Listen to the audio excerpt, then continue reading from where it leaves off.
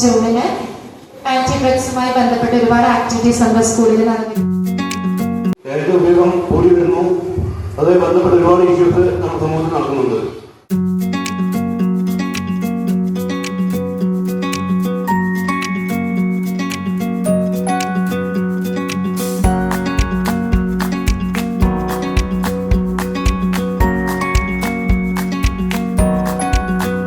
നമ്മുടെ വിദ്യാർത്ഥി സമൂഹം മാത്രമല്ല, യുവാക്കളും യുവജനങ്ങളും ഇതൊക്കെ വലിയ ആളുകളുണ്ട്.